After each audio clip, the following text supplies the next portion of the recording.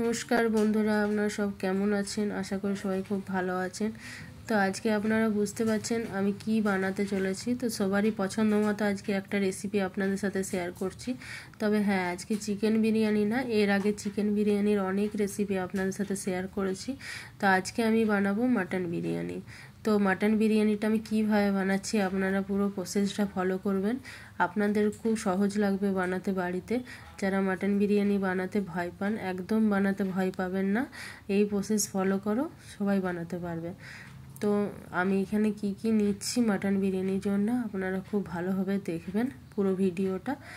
তো এখানে চলুন মশলাগুলো এবার আপনাদের সাথে শেয়ার করি।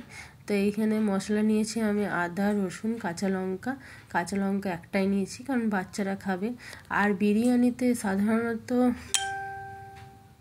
খুব কম পরিমাণে ঝাল ইউজ হয়, ওই জন্য আমি ঝালটা কমিয়ে দিয়েছি। এখানে কিছু গোলমরিচ নিয়ে নিয়েছি, আর 3 চামচের মতো ধনে, 2 চামচ জিরে, আর একটা শুকনো লঙ্কা। এটা খুব ভালোভাবে পেস্ট বানিয়ে নিয়েছি। আর এখানে দেখতে পাচ্ছ আমি 1.5 কিলোর মতো মাটন নিয়েছি।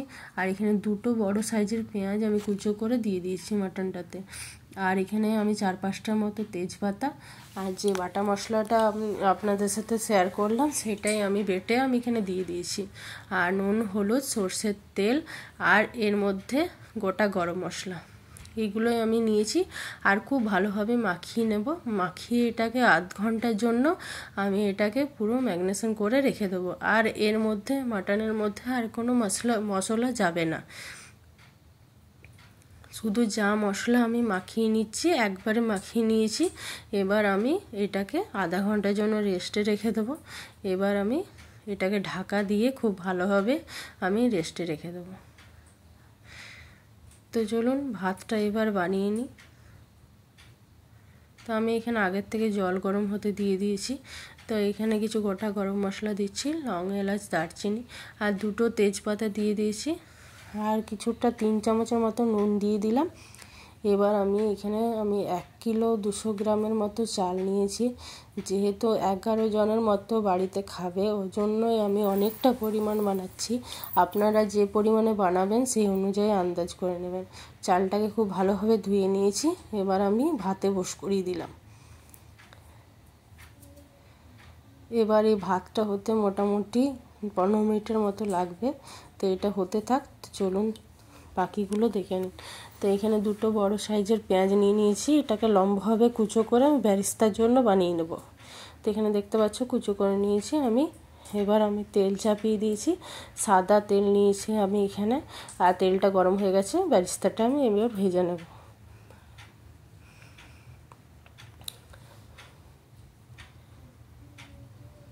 তো এখানে বেরেস্তা হতে মোটামুটি 15 মিনিটের মতো টাইম লাগবে, একটু টাইম লাগে বেরেস্তাটা হতে। আর এখানে চলুন পরে দেখাচ্ছি আপনাদেরকে। তো এইখানে পেঁয়াজটা অনেকটাই দেখুন কালারটা চেঞ্জ হয়ে গেছে, আর একটু হবে এই রকম ব্রাউন হয়ে যাবে যখন, তখন এটা বেরেস্তাটা উঠিয়ে নেব। এবার চলুন ভাতটা দেখে নিই। তো ভাতটা এখানে 60% মতো হয়ে গেছে, আর একটুখানি হবে, 70% 80% যখন হয়ে যাবে তখন আমি এটা জলটা ঝরিয়ে নেব। আরও 5 মিনিটের মতো আমি হতে দিলাম এটাকে। এবার বেরেস্তাটা হয়ে গেছে, এবার বেরেস্তাটাকে আমি তুলে রেখে দেবো। তো এখানে দেখতে পাচ্ছেন বেরেস্তাটা পুরো হয়ে গেছে, বেরেস্তাটা আমি তুলে রেখে দেবো। এইরকম কালার হবে বেরেস্তাটার, এর থেকে বেশি কালো হয়ে গেলে তেতো লাগবে। আর এর থেকে মানে কাঁচা থাকলে নরম হয়ে যাবে তাড়াতাড়ি, ওই জন্য এইরকমই বেরেস্তাটা ভেজে রাখবেন। আর এখানে ভাতটাও হয়ে গেছে, এটা জল ঝরিয়ে নেব। আর এখানে 2টো টমেটো নিয়েছি আমি ছোট সাইজের। তো এই 2টো টমেটো কুচো করে নেব। আর যে তেলটাতে আমি বেরেস্তা ভাজলাম সেই তেলের মধ্যে মাটনটাকেও কষিয়ে নেব। তো এইখানে আমি টমেটোগুলো দিয়ে দিলাম, এবার মাটনটা দিয়ে দিলাম। এবার এই মাটনটাকে ঢাকা দিয়ে খুব ভালোভাবে কষিয়ে নেব। এই মাটনের মধ্যে আর কোনো মশলা যাবে না। এবার এটাকে খুব ভালোভাবে ঢাকা দিয়ে কষিয়ে নেব। তো মাটনের সাইজগুলো একটু বড় বড় সাইজের আছে, যেহেতু বিরিয়ানিতে একটু সামান্য বড় সাইজের মাটন লাগে, ওই জন্যই আমি এটা একটু সামান্য পরিমাণ বড় সাইজেরই মাটনটা আমি রেখেছি। দেখুন কষা হয়ে গেছে খুব ভালোভাবে, আর একটুখানি কষিয়ে নেব খুব ভালোভাবে। এবার যে পাত্রটাতে আমি মাটনটা নিয়েছিলাম সেই পাত্রটাতে আমি আরেকটুখানি জল দিয়ে দেবো, দিয়ে আমি এটাকে গরম হতে চাপিয়ে দেবো, ফুটে যাবে পুরো জলটা, সেইটা মাটনে ইউজ হবে। কারণ মাটনে আপনি যদি ঠান্ডা জল দেন তাহলে মাটনের টেস্টটা কিন্তু ভালো থাকে না, খারাপ হয়ে যায়। এবার মাটনটা সম্পূর্ণভাবে কষানো হয়ে গেছে, দেখতে পাচ্ছেন তেল ছেড়ে দিয়েছে। তো আমি এখানে দেখতে পাচ্ছেন 3 লিটারের মতো আমি এখানে একটা কুকার নিয়েছি 3 লিটারের। তো এই কুকারটাতে আমি মাটনটা সেদ্ধ করে নেব। এবার খুব ভালোভাবে কষানো হয়ে গেছে, এবার চলুন মাটনটা আমি এই কুকারের মধ্যে দিয়ে দিই।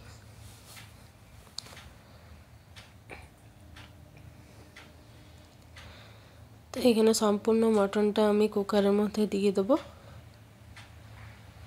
যাতে মাটনটা খুব ভালোভাবে সেদ্ধ হয়, যাতে খেতে ভালো লাগে আর খুব জলদি হজমও হয়ে যাবে আপনারা যদি এইভাবে রান্না করেন। আর মাটন যদি না সেদ্ধ হয় সবারই হজম হতেও কষ্ট লাগে, বিরিয়ানি এমনিতেই হেভি খাবার, ওই জন্য মাটনটা এভাবে আমি কুকারের মধ্যে সেদ্ধ করে নিচ্ছি। আর যে গরম জলটা আমি চাপিয়েছিলাম সেটা দিয়ে দিলাম। এখানে দেখতে পাচ্ছ মাংসর থেকে অর্ধেক, মাংস যতটা থাকবে তার অর্ধেক পরিমাণ জল আমি দেব। আর এখানে একটুখানি কেওড়ার জল দিয়ে দিলাম 1 ঢাকনার মতো।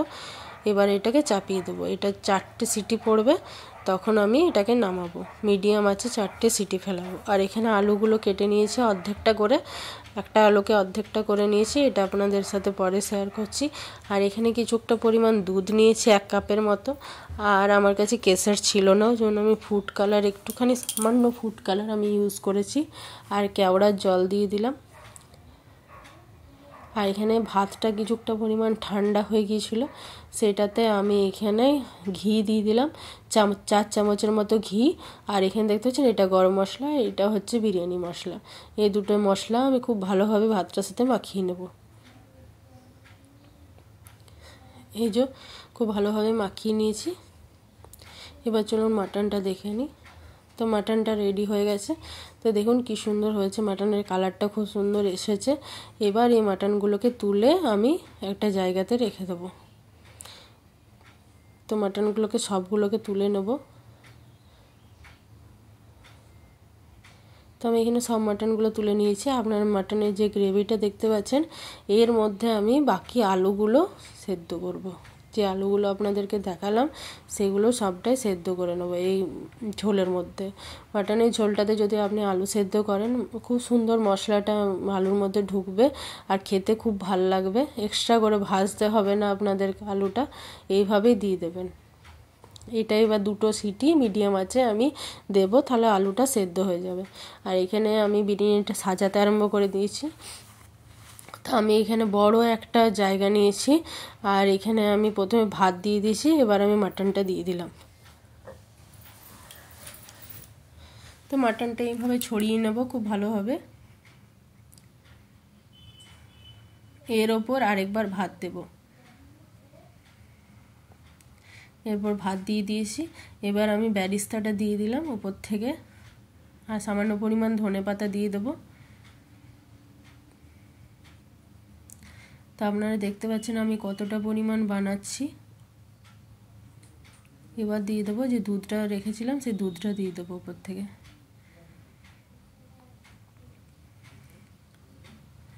আর এইখানে আলুটাও সেদ্ধ হয়ে গেছে, আলুটাও দিয়ে দেবো। এক এক করে আলুগুলো আমি সাজিয়ে নেব।